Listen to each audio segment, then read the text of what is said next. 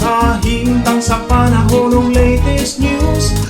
Diyan sa linya ng atong Pag-asa Bataan, pinagi ni Sir Joseph Merlas. Sir Joseph, mayong adlawng Martes. Maayong adlaw o mauwanong adlaw sab nga Martes, Sir Yel, o sa ato mga sukintig paminaw. Mao ni ato ang latest with update.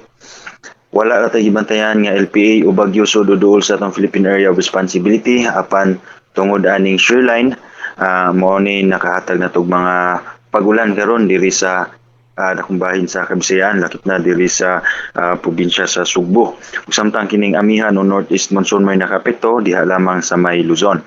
Usod sa 24 oras karong adlaw Martes, ang tibuok Kabisayan, lakip na probinsya sa Sugbo, aduna tay kisdom o madag-umon nga kalangitan o adunay mga katag-katag na mga hinay nga sa kasarangan o na okasyon nga kusog na mga pagulan.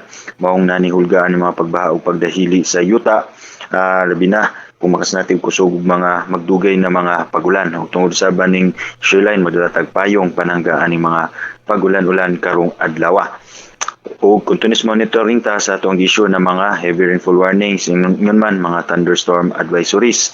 O karon as of alas 5 sa buntag natay issue nga heavy rainfall color coded yellow warning diri sa central Cebu area ngon man diha sa may aminan nga bahin sa Bohol o aminan nga bahin sa may Negros Island.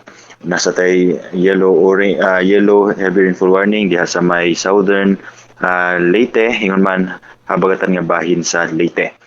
Para sa kahimtang sa atong hangin ug kadagatan, ang Kabisayan adunay kasarangan ngadto na sa kusog nga hangin nga gikan sa aminang silangan ug atong kadagatan kasarangan ug nakasyon nga baluron ang kahimtang. Wala tay gale warning diri sa Central Visayas apan magpabiling magbinantayon magmampingon atong magsama mananagat labi na nag-iya gagmayng sakayang pandagat sa okasyon ani pagkusog sa atong hangin dala sa amihan ug kung tungod aning maut nga tempo sa panahon mas mayo dili sa mo palawd ngarong mga panahona. Sa Cebu ato ang dagat mo hunas ni sa alas 8:38 sa buntag nga nagimabon nga 0.2 meters, motaob sa alas 3:45 niyang hapon nga nagilawmon nga 1.2 meters. So temperatura magduwa lang sa 24 up to 29 degrees Celsius ug atong haring adlaw mosubang sa alas 6:05 sa buntag. Ug matolites diri sa buhatan sa Pag-asa Mactan, Visayas del Oeste, si Joseph Merlas. Maayong buntag. Sir Joseph, Yes sir.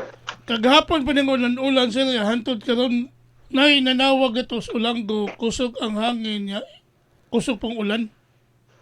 Yes, natunong gyud ta aning karong mga orasa Sir Yel aning mga pagpanagom o medyo baga na mga mga pagpanagom ug mga pagulan inubanan sa mga naay kasarangan nito na sukusog na mga pagulan diri sa Central Cebu area, lakip na diha sa may Ulanggo area sir.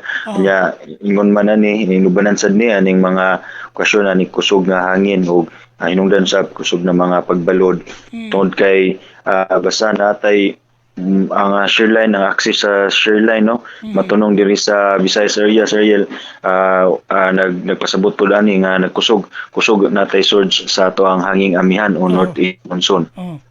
So pila datala o dato pila ka litro o datala kagahapon og hantod ning orasa sir? Yes, ato ang subtotal Sir Yel as of 5 AM karong sa buntag nanatay nakita na to around 40 mas lapas na og around 40 millimeters of rainfall. So kani atong kaganinang late evening mo ni atong katong nagsugod tong medyo nagpadayon na ato ang kusog na mga pagulan.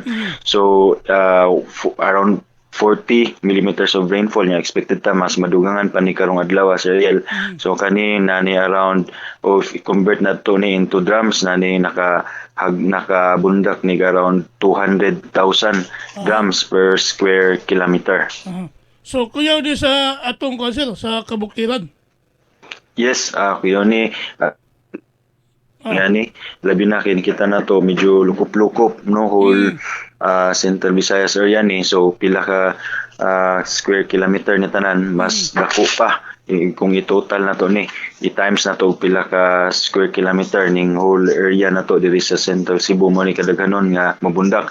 So tungod kay lukop-lukop ni posible ni mga pagbaha ug pagdahili sa yuta, especially sa Jarian no pag niaging pa mga adlaw gikan natong bagyong si Basyang nakasinati na tag mga pagulan. So bisan pa og dili nga na magdugay ning kusog na mga pagulan apan kanunay ning mga light to moderate rains na delikado gyud ni aning mga pagbaha ingon man kini mga rain-induced landslides. So whole day ni siya tong ulan siya base sa atong kuan pagbada Sa ato ang nakita na to no na labi na karong buntag ngadto na sa auto rining mga medyo kusog na mga pagulan.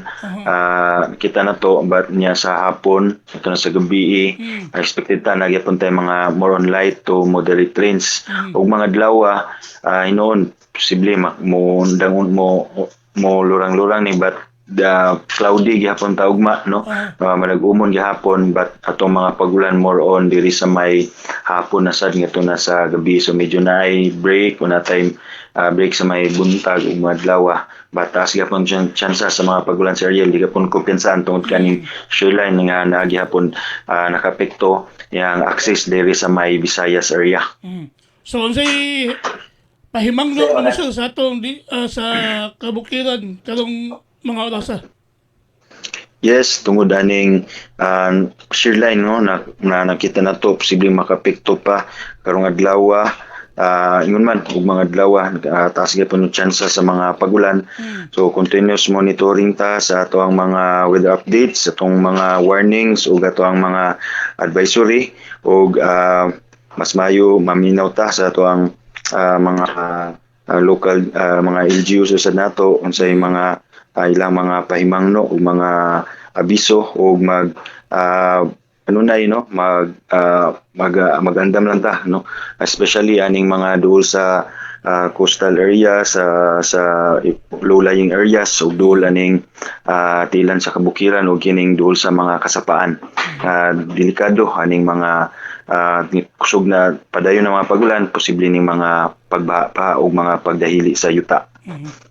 So salamat nimo sa Joseph sa itong panahon sa mga pamukaw sa sayos kabuntagon. Way sa pensab, Sir Yel, maayong buntag sa tanan o amping kanunay. Okay, advance Happy Valentine's Day.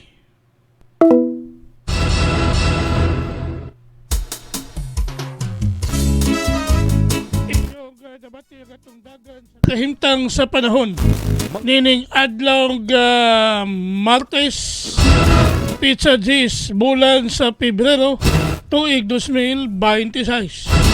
Pinagi ni Sir Joseph Morlas ang atong weather specialist gikan sa Pag-asa Mactan nga naghatod sa atong dagan sa kahimtang sa panahon kun weather update. Salamat kayo ni Sir Joseph Morlas og mayong buntag kanatong tanan. Panginoon, sa'yo sa kabuntagon.